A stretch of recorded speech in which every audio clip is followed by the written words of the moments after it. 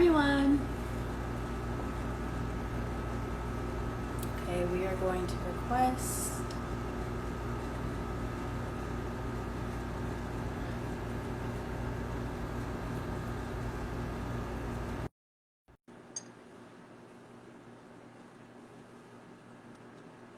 Hi. Hi.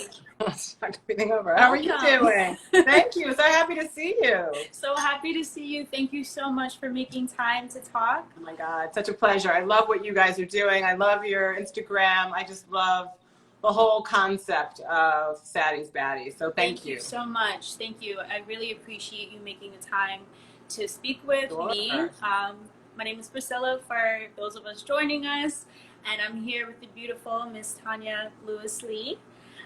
So how have you been doing during this pandemic, during this time at home, the social climate that we're in right now? How are you feeling? It's been a tumultuous year. It's been a lot these past 6 months. I mean, really, I feel like I started hearing about Corona in January, but really went and started thinking about it in February, right? And really went in March. It's been tough. It's been a roller coaster. There have been moments that have felt, we're trying to figure out what this new world order is, right? It's been stressful with the family sometimes, But on the other hand, there are silver linings to it, right? Family comes together for dinner now. We're all here together, Thank God we're all safe and healthy, Yes. And then I have to say, as awful as the inhumane death of George Floyd was, I am optimistic and happy to know that as a human race, there is humanity, and that people are outraged and they're letting their voices be heard. And so it's tough, but I think it's growing pains, a little late, but growing pains, and maybe we'll get there. Yeah, I think you pretty much summarized how so many of us are feeling right now, feeling overwhelmed, feeling a range of emotions every single day. I know for me personally, I will be fine until I start reading the news or get on social media, and then all of a sudden my heart sinks. Just to mention, I'm sure as you know already, we lost another wonderful person from our Black community. And her name is Tonya Lewis Lee, and she was an activist. She's 19 years old. And I saw that. She spoke up about her sexual assault, and she was later, she went missing for days and then was found murdered over this weekend. And I know that, that really, really hit the core of so many of us, especially as Black women who have been the foundation of so many civil rights movements, because there have been several. Yeah, so it was very painful. May she rest in power. And I just wanted to take that moment and hold space for her. Thank you for doing that. It's I don't know. It's tough, like you say. Like you go through your day and you black out the news and what's happening in the world, and you can feel okay, but then you tune back in and it's something else. Yes. Yes. But this is life. I mean, I will say, life is hard. I think that for a lot of us, for a while, we were feeling like maybe things were okay. Obama got into office, and we were all now post-racial. We figured it out. We got it. Life is good. He got the economy on track, and and certainly in my generation, I came after the Vietnam War. I mean, yes, we had wars for sure, but we didn't feel it the way I think people felt the Vietnam War, the Civil War. I think there's been a generation, and now it's like, oh, right, life is hard, and there are evil things out there that really work against us. And I'm not saying we as Black people, we know this. I'm not saying that we don't, but it's just so in your face right now. Right. Yeah. But I think that's, again, it's a reminder that we all have a role to play. Yes, absolutely. We all, and each of us matters, and each voice matters, and our actions matter, and we're all going to be doing different things. Yes. But So important to remember. It's really key to remember that you have a role to play, very different from my role, but Yes. equally important.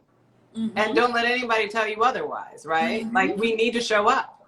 Absolutely. I think especially in the wellness space, for those of you just joining us, we're with Ms. Tonya Lewis Lee, who is a producer, author, and also the founder of Movita Organics, which is an organic supplement, which I take every single day. Oh, good. That's why your skin is so pretty. Thank you so much. I truly do love them.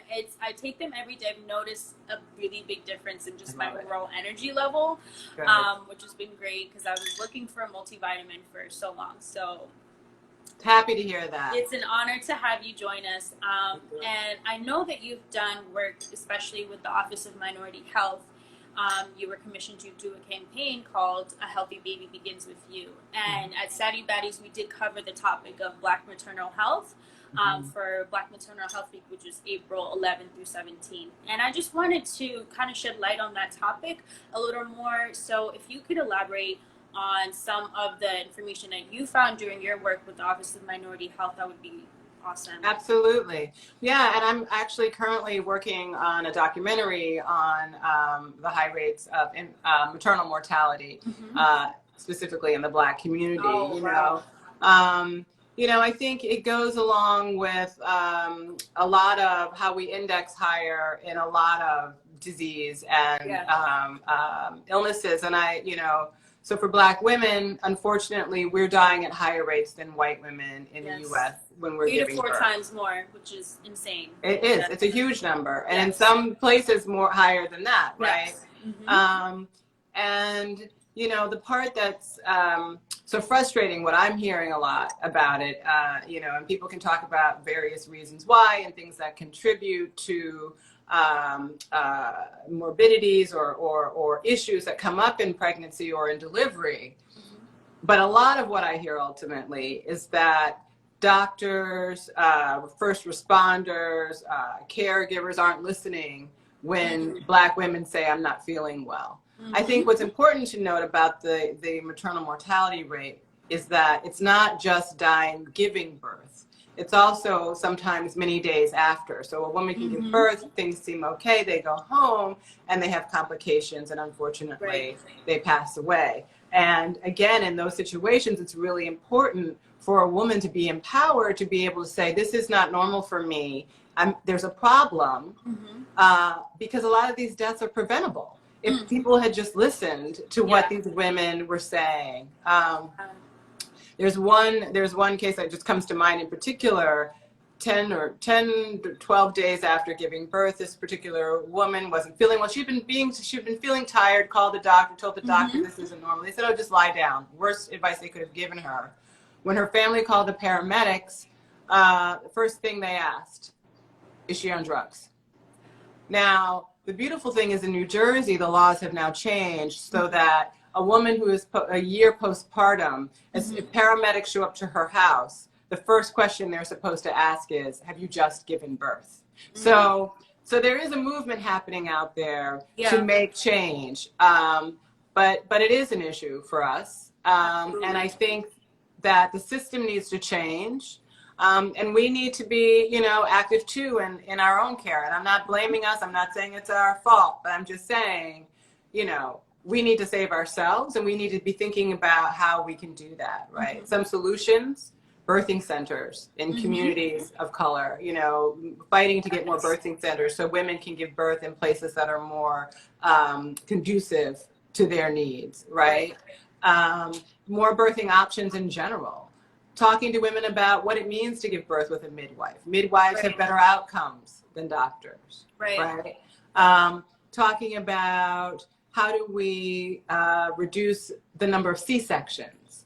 C-sections often cause complications to maternal mortality. And they're important. They serve a great purpose if needed, but if we, as a last resort, let a woman's body do what she's meant to be doing. And so the one thing I want to make sure I want people to know is that our bodies are meant to give birth. It is a natural thing. and it's not something that we should fear and be afraid to bring our beautiful children to this earth, because we know we're the ones. Right. we need to bring our children here because they're the ones who are going to save us. Don't be afraid. Just be informed as you think about, your birthing plan and your birthing process. Absolutely. And I think also another way that we can show autonomy over our own health decisions is definitely, if you're being refused a test by a doctor, you need to ask that doctor why they're refusing you a test. I saw that on your Instagram. I think that's so great. I love how you give great specific tips, because you're so right on. I'm very specific, so I try to be as practical and pragmatic as possible, because these are little things that we can do to actually fight back systematically, because we know we're not going to change the healthcare system overnight. However, showing that I am actually informed, I am actually educated, I know my rights as a patient, and if you're going to refuse me a test, you need to document that, because no good doctor is going to be, oh, I'm refusing this test because I just don't feel like it, Exactly. Yeah. And then in that case too, I might argue it's time to start looking for a new doctor. Absolutely. Not always easy. And it's not easy necessarily. Yeah. But shop around, find the people who are going to take care of you and the way that you deserve to be taken care of. Yes. And we need more Black doctors, more Black nurses, more Black midwives. Exactly. All of it. Mm-hmm. All of it. And we got to figure out how to get in too, right? I think a lot of times, like, this is a great moment where we're all having these conversations, but how do you get into the industry? A lot of times, there are gatekeepers that keep us out. So we've got to really find people who are in there who can help us navigate and get there. Absolutely. Because and the Black psychiatrists too, like, to me, psychologists, Black therapists in general, like, really important. And not so easy to find. I mean, I know there's some resources out there, but it's tough. It is. It's very difficult. And actually, since you just touched on specifically the area of psychology and psychiatry, how does wellness tie into our mental health as Black women? Like, how would you say the two connect? They are completely and totally interconnected. They are different but of the same. I think that to me, and it's work too. Being mentally healthy is work. It requires you to meet yourself and make yourself do the work to get there, and it's not easy. Again, I want to make sure I'm saying all these things. It's really easy to say. I mean, I've been there. I know what it's like not to feel well mentally and just want to pull the covers up and wait for the moment where it's going to pass. Right. And sometimes, you work through and it does, but you've got to show up and work for yourself. How do I start thinking more positively when I'm so miserable? And then sometimes there is medication, but taking care of yourself, really valuing yourself, as we were talking about, trying to find out what that purpose is. Why am I here? What am I supposed to be doing? Trying to listen to that voice. Yeah. I think when you kind of begin to have a sense of your purpose, it helps to put things in alignment for your mental well-being, Right. I think one of the things that's really hard is having positive energy around you, keeping, even when in our families, sometimes the people closest to us, who can unintentionally cause the most harm and the most damage. And we have to figure out ways to protect ourselves from that, as we become adults, and just really figure out ways to take care of ourselves so that we're clear-minded. I mean, it's funny, I often talk a lot about being Army fit, because I really believe that being physically fit is really important. I've been saying long before even Corona, if somebody says run, can you run? Or they got to come back and get you and put you over their shoulder, or are you grabbing somebody and going? Like, you want to be agile physically, but you also want to be mentally clear, because you want to be able to make the right decisions. Am I able to think quickly on my feet and make good decisions? Because if you don't have mental clarity and your mind's not well, you can't, it's not going to work, and we have to be, and it's hard again, but we have to be a little vulnerable, but be smart who we're vulnerable to. That's the key. being smart who we're vulnerable to. That's absolutely right. And I also just wanted to add to what you were saying with the connection between wellness and mental health.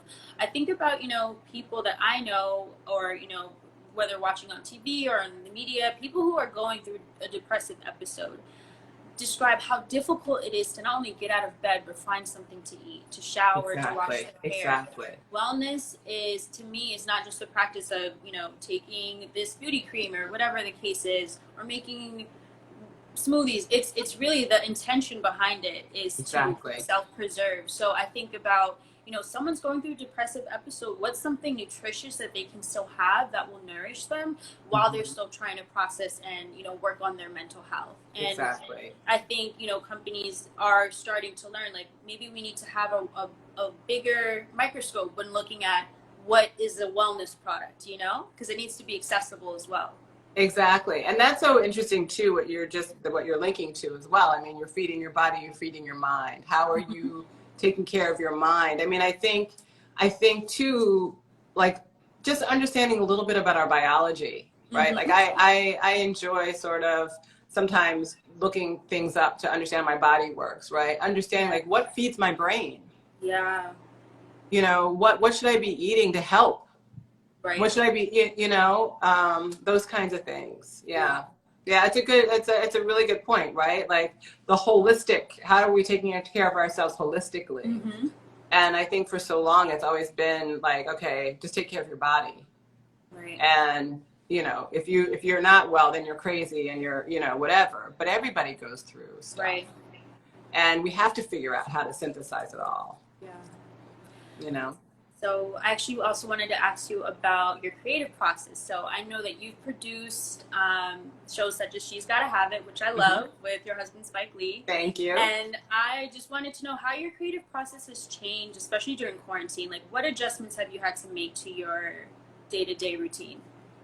Well, I have to say, honestly, at the beginning, I just wasn't any good. Like, I think there was a part of me that was a little shell-shocked. And then I felt like there was a part of me that was trying to listen, like from my instinct about what I should be doing or what's happening or what's coming or how to adjust. And so I really wasn't very, very good at first. And then I would say that I have found other ways to express myself. Like work went on hold for a second, and I've been drawing, like something that I like to do that's fun. Like I just do it for myself. Right. But like just really having fun, I find it very cathartic, just to sort of let stuff just come how it comes. But I've been thinking a lot, and I think with my process in terms of writing, and I've got a couple of projects that I'm about to really start in on, and I think it's like it's in the mind at first, right? And it just sort of sits there, and you think about it, and you noodle on it. You're in the shower, you think about that, and you leave it alone, and then you start putting notes down and thinking about it, and paying attention to conversations you're having or things like that. And so it's just sort of coming in bits and pieces, I think, for right now. And then hopefully when I really sit down, it'll sort of kind of be there. But I feel like I've been listening and feeling what's been going on too. Like really trying to allow myself to kind of just sit with what's happening and what our world is like right now, and sort of figure it out and then see what comes out. Right. And I think also just advice to anyone that is a creative or an artist or a writer, that sometimes you're going to have these moments of inspiration, but especially during a pandemic, and especially during the social climate that we're in right now, you cannot force those moments to come out. Because I know some of us are really trying to, okay, well, this is my only shot to get this out or do this project. We also have to keep in mind to slow down, and that mentally this is a very difficult time for so many of us. So I know some people feel guilt. A lot of times the creatives feel guilt if they're not able to produce something or, get a result out of whatever project that they've been thinking in their head. And it might be okay for this to just be like the brainstorming session for Absolutely. Sometimes that's just part of the process. I mean, you have to allow it to ruminate first. I guess there are artists who just show up and like spew it out. But I think part of being truly being an artist is about really being able to absorb what's going on and then put it out for us in another kind of way, you know? So you have to be able to absorb it, let it process. And it's a lot going on right now, you know, and it may take a little longer to figure it out. And I get that. I get this idea like, oh, this is a moment. Like, I get it. Like, because it does feel like, oh, the door is open. We better, you know. But I think we also have to be careful and be smart. And like you say, be okay with saying, I'm in the woodshed right now. My time will come. It's you know, the time will come. It will appear when it's ready. Not necessarily in your time. Yeah. And I think too, as I've gotten older, I've gotten better at that. I think when you're younger, you know, you do have an idea that things are supposed to happen like that. Yeah. And things tend to take significantly longer than we really think they should. You know. That's so true. So I also wanted to know what inspired you to start Movita Organics? What made you kind of take things into your own hands and say, okay, I'm going to do this because, you know, maybe this is not what's being available to us right now? Right. Yeah. Well, you know, as you mentioned earlier in a conversation, I did that campaign with the Office of Minority Health, and I worked with them for a long time and traveled the country and talked a lot about women's health. And initially what I really wanted to do was get the information that I was hearing out in my travels around the country out to a broader audience. So I created a platform called Healthy You Now, which was a website that basically provided content, information, photographs. It's so interesting. This was back in 2009, I think I want to say I started Healthy You Now. There weren't that many images of Black women in healthy activity. Like, it was hard to find.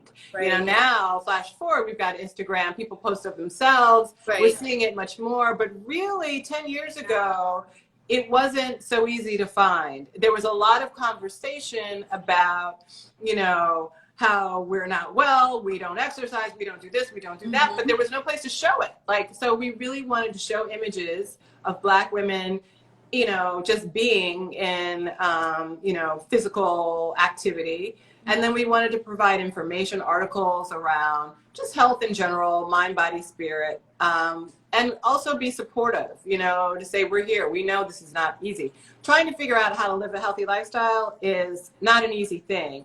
And it's a constantly moving target. And, you know, we're human beings with hormones and all sorts of things. So it changes for us too in the way we approach it. So I wanted to be a resource where women could always come back to. Had a hard time really figuring out how to make that work financially, in all honesty, right? Because financial health is really important too. That's, you know, that's another conversation. But having a hard time getting that going financially. But I was looking to raise some funds. I had just started taking a vitamin supplement that was making me feel really good, full of energy. And I happened to meet a guy who was the CEO of a vitamin company. And I talked to him about investing in my health platform. But he and I started talking. He gave me an amazing education on vitamins, why I was feeling so good taking this particular supplement. And we decided to partner together to create an organic, clean supplement for the market. And for me, it was a way to continue this conversation with Black women, women of color, about what it means to live your healthiest life. Because I'm the first person to say, while I know our vitamins are great, it is only a part of an overall lifestyle, you know, and that's the only way to achieve true health and wellness. And again, it's a constant, never-ending journey. You know, you're not going to lose the 5 pounds and then be, oh my God, I'm so healthy and I feel so great. You got to keep working it forever. And there's no way around that. It's mind, body, spirit. Because if you don't keep working it, you, as my mother always says, you know, you're either moving forward or you're moving backwards, right? And we want to be moving forward, mind, body, and spirit. I mean, I think about my ancestors, right? They got here, and look, they went through so much more than I could ever imagine. But you know, so I got to do the work and be better so that the ones that are coming behind me, you know, have a better, you know. I think that's such a powerful point about, you know, mentioning our ancestors and the generations before us. I think what wellness is so important, not just, you know, for everyone, especially for the Black communities, not only because we've been neglected basic human rights for decades and generations. So dipping back into wellness is almost, it's our birthright. Absolutely. I really do believe it. It's our birthright. We are supposed to be healthy. We're supposed to be well. We're supposed to, you know, live a long life. And I think it's so powerful, especially as Black women, to have agency over our own health and by making healthy choices every single day. So, and let me tell you something. White supremacy knows that. The worst thing for white supremacy is healthy Black women giving birth to healthy Black babies. That is against white supremacy. Yes. So the fact that we as Black women die at high rates in childbirth or thereafter makes total sense. Absolutely. You know, and that we index higher in health, and the system is set up so that we're not healthy because it's designed to work against us. You know, that's why I love that Audre Lorde quote that self-care is not self-preservation, it's political warfare and self-preservation. I mean, that's a fact. That's so true. Yep. Our own wellness is political warfare. That's the last thing they want. Yeah. Yeah. And it's hard to access, but if we as a community can really figure out for ourselves without the system on us, and that's the problem. Because and therein lies the problem. Because even if we figure it out, we still have to deal with the system, which is still going to try to be taking us down. And that's why we see even highly educated Black women who make lots of money, their infant mortality rates are higher, their maternal mortality rates are higher than poor white women who have less education. Yeah. That's what it's about. Yeah. Absolutely. So we've got to rage against the machine. And I got to say this, I'm sorry, I don't mean to be, you know, pontificate, but, you know, I look at what's happening and the movement that's happening right now. And I know there are Black women for sure, but I want to make sure we're heard again, because that's what happens to us. You know, we power, as you said earlier, we power all these movements, but then we get pushed out the way, move aside and let us handle. Yeah. And we've got to figure out a way to make sure that we have a seat at the table, really. That when we're talking about, yes, it's horrific to see these Black men being shot down in the street, but it is equally horrific that Black women are dying preventable deaths from childbirth. And they need to both be talked about. Absolutely. Wow. So sorry, I just, no, you know. Keep going, please. I really could not agree anymore. I actually studied Black maternity health in my graduate program. And I just remember being so angry and being so furious about all of these statistics, all of these facts, and it was very little lens given to the fact that, okay, but why?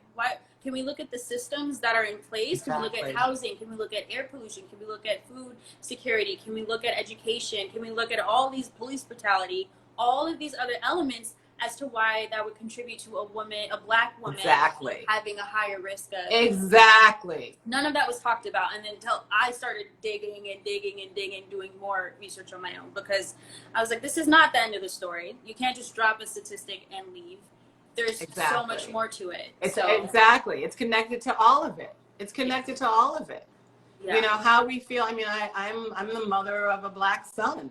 Like, I'm panicked when I can't reach him if he's out with his friends. Right. It's terrible.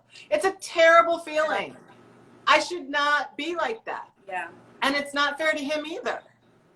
But that adds stress to my life, right? That definitely adds stress. Yeah. You know, which adds, which adds stress to, well, I'm not having any more children, but like to your unborn children. I mean, that's all real. to the next generation. So we've got to, you know, we've got to figure something out for ourselves. I mean, that's the thing. How do we deal in this system? You know, our again, the generations that came before fought for integration, and it needed to happen. But now what's the next? Right. Because that's not working, not for us. I mean, I think it really goes back to you saying everybody having a role, and knowing what your role is also very closely connected to knowing what your purpose is. And if you're contributing to that and you're committed to that, then hopefully there will be, you know, small changes. But I mean, it needs to happen faster, it needs to happen more efficiently. So I actually lastly wanted to ask you, what does balance mean to you? How do we balance? I laugh. No, for me, it's funny. I like that question. I work a lot, so it's hard for me. Sometimes balance is a difficult thing. But for me, balance, I look at it like this. A balanced day is a day that I get a great workout in, that I eat really good food, that I get to interact with my family and get a little love there, and I'm able to get a good night's sleep. Yeah. You know, that to me is balance. Like really being able to get everything in that I need to get in. You know, really good food, good love, good movement. And then the work, you know, that's just who I am, and I'm going to do that. But I got to make sure I get all those other things in there, you know. Right. Yeah. Well, thank you so much. Such a pleasure. Such a wonderful conversation. It's an honor speaking with you. And wonderful speaking with you too. Not wait to connect with you again. Exactly. Hopefully one of these days in person. Oh, I hope so. If you're not already following Movita Organics, please do, because they not only share great content, they also have a great line of products, which I also use myself. And I want everyone to know that wellness is your birthright as well. So take the steps you need to make sure that you're as healthy as possible.